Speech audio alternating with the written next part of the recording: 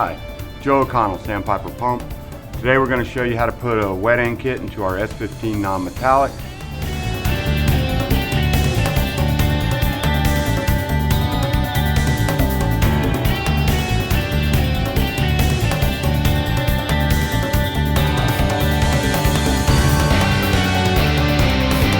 Out front here, we've got examples of our Sandpiper genuine parts, wet end kit, air end kit. Sitting on the bench with our S15, we've got an S20 non-metallic. The rebuild you're going to see is accurate in man, method, and machine, but for video purposes, some parts of the work performed have been condensed in time. At any point during this presentation, please pause this video until you've completed any phase of the process. Identifying which kit is required for your repair has become easier on newer pumps with the permanently affixed metal serial number tag that now indicates the wet end and air end kit information for the pump. Kit information can also be found in the service and operating manual. Sandpiper genuine replacement parts, wet end and air end kits provide a bill of material of the components included in the kit. All items included in the kits are components that Sandpiper recommends replacing when rebuilding a pump. The pump we are using today is an example of the ease of kit installation. Always consult your respective service and operating manual before performing any maintenance on your pump.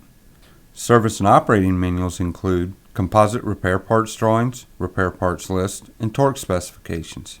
For service and operating manuals or more information, visit us on the web at www.sandpiperpump.com. Always remember that safety is the highest priority. When working on or around any equipment, always follow the correct safety procedures.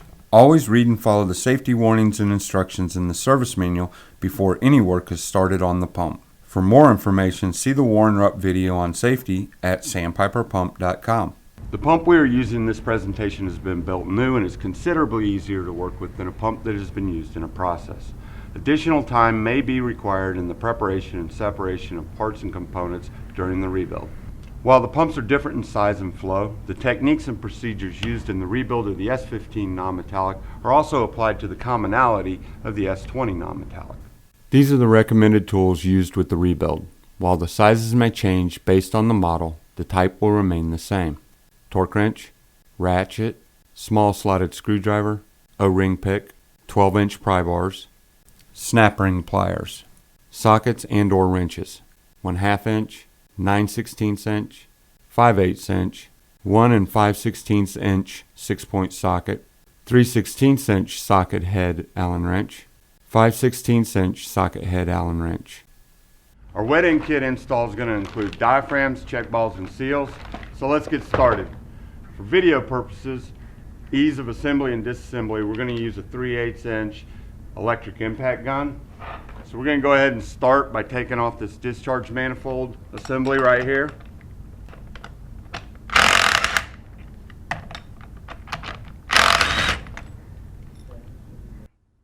Once you get the bolts loosened from the manifold assembly, you take the manifold assembly off the pump and set it aside.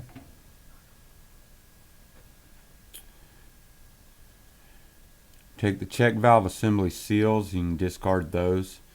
You want to remove the check valve assemblies. Take the assembly apart and discard the check ball. It may be a little stuck, you may need pliers to pull those out.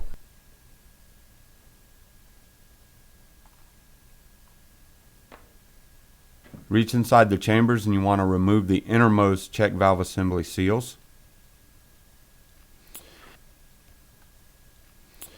And then flip the unit over.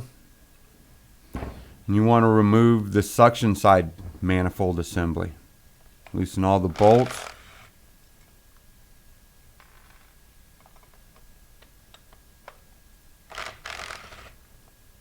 Once you get all the bolts loosened, you can set the manifold assembly aside. Remove the check valve assembly seals and the check valve assemblies. Remove the check ball from the assembly and discard it. Do this for both sides.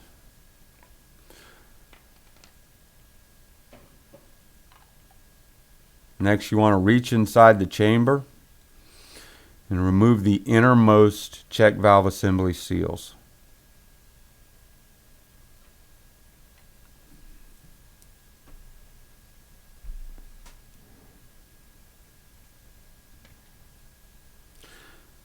Next, we're going to remove the main air valve assembly. Loosen the 4 socket head cap screws. Take the assembly, set it aside. Remove one outer chamber.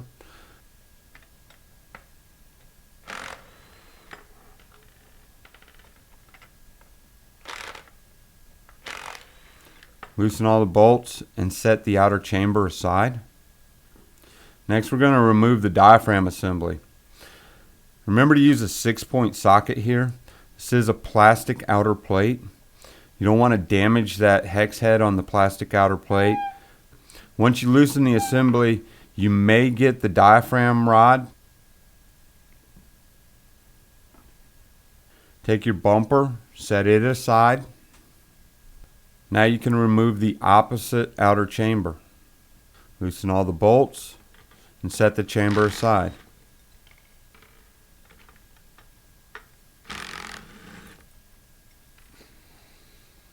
Remove the diaphragm assembly. In this case, the rod came out with the assembly. Next, we're going to go ahead and open up our wet end kit, lay those components out and get them ready for our installation into our pump.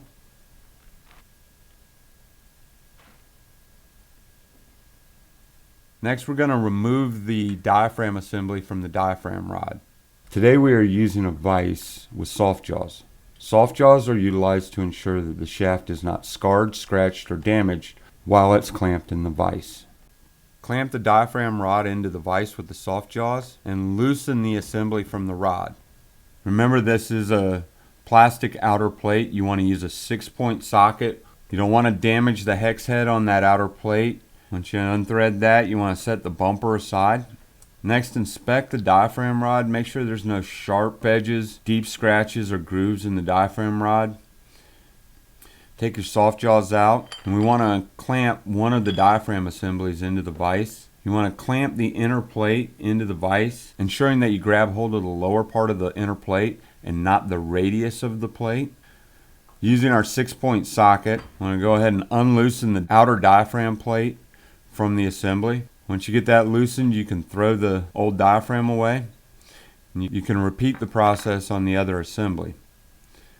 Maybe a little easier to invert the diaphragm so you can clamp hold of the inner plate, ensuring that you clamp hold of the lower portion of the inner plate and not the radius.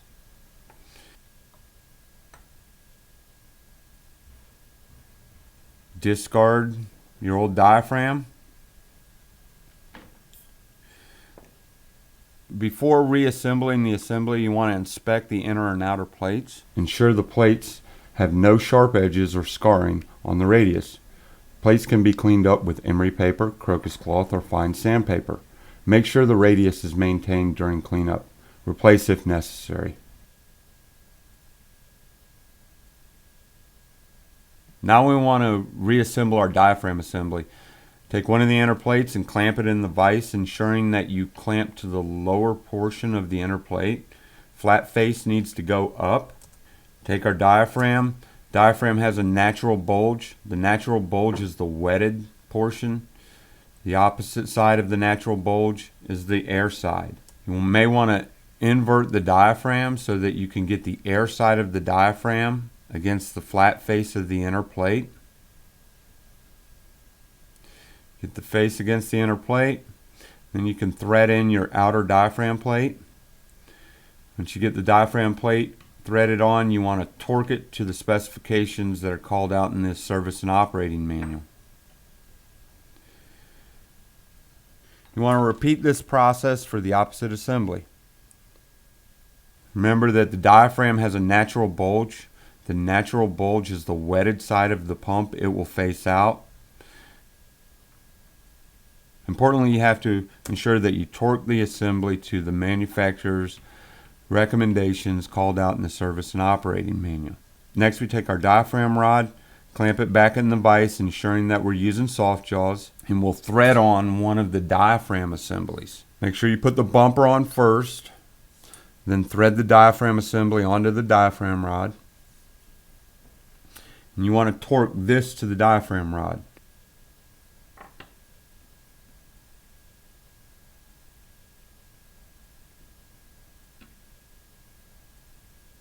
Take the diaphragm assembly out, apply a little grease to the rod.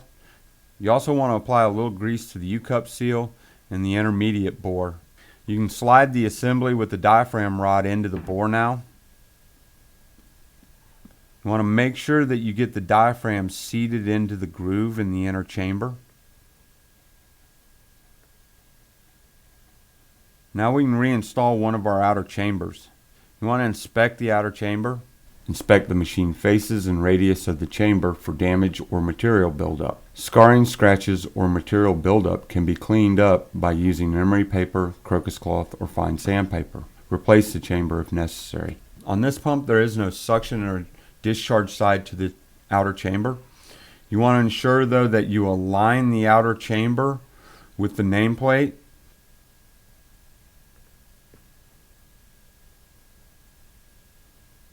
Go ahead and install your nuts and bolts.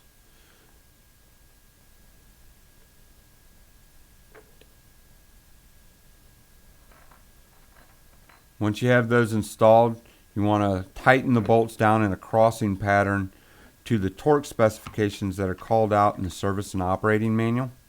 Flip the unit over, install the bumper. Now we can install our second diaphragm assembly. With the diaphragm inverted on the assembly, you can go ahead and thread it to the diaphragm rod.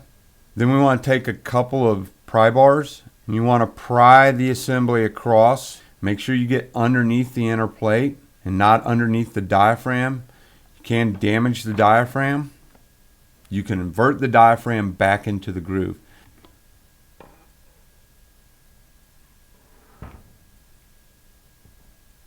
You have to make sure you get the diaphragm seated in the groove.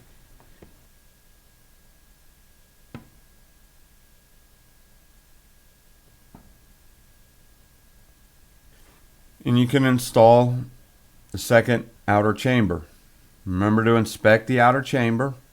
Remember, there is no suction or discharge side of the outer chamber. Just have to ensure that you have the porting aligned with the nameplate.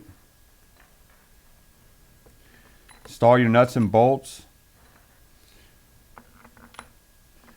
You want to tighten those down in a crossing pattern and torque to the specifications called out in the service and operating manual. Next, we're going to install our check valve assemblies. We want to start with the suction side. Nameplate is always on the discharge side of the pump. Take our check valve assemblies, remove one of the ends of the check valve assembly, and install your check ball. You want to do this for all 4 assemblies.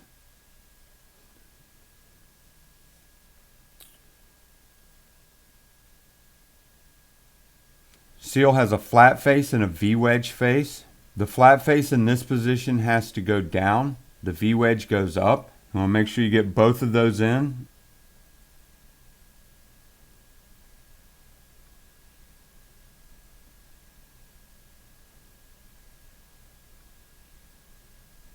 Take 2 of our check valve assemblies and install them on the suction side. There are 2 sides to the assembly, a retainer side and a seat side. For installation with the unit on the suction side, you need to make sure that the retainer face of the assembly goes in first.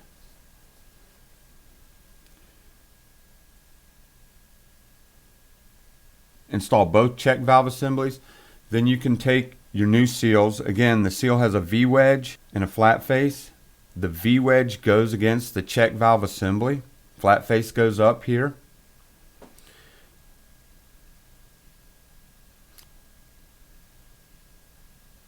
Next, we want to take the elbows off of our manifold on our manifold assembly and replace the seals.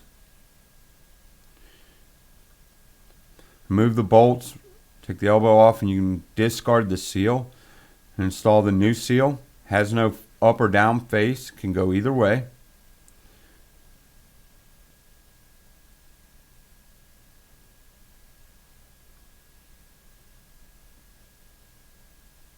Inspect the manifold.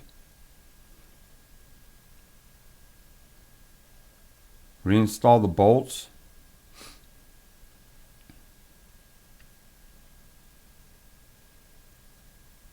You want to do this for both sides. Once you have the assembly rebuilt, Go ahead and put the manifold assembly onto the pump. Orientation of the manifold is based on process requirements and may be reinstalled in either direction. Put your bolts in. Then you can tighten all the bolts in a crossing pattern across all 8 bolts and torque them to the specifications called out in the service and operating manual. There will be a gap between the outer chamber flange and the elbow flange. This is okay. The unit is sealing against the seals on the check valve assembly. With the unit flipped over, we can now install our check valve assembly seal. Your check valve assemblies. With the pump sitting upright, you want to make sure that you install the check valve assembly with the seat face first. Take our seals. We'll install those next.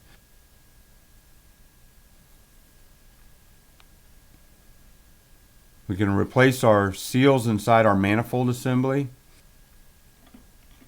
Once you get the seals replaced, set the manifold assembly on top of the pump. Orientation of the manifold is based on process requirements and may be reinstalled in either direction.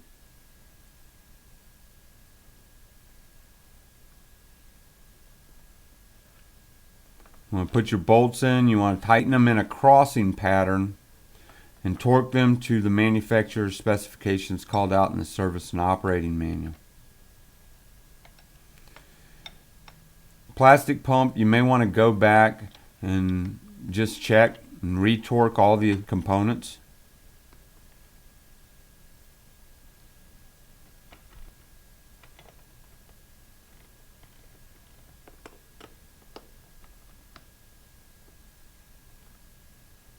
Now we want to install our main air valve assembly. You must ensure that you line up the pilot valve porting holes in the gasket to the main air valve in the intermediate.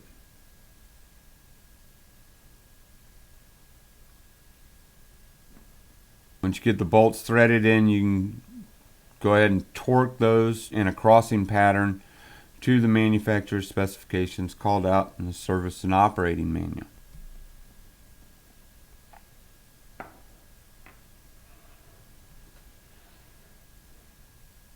That completes our wet side rebuild of our S15 non-metallic.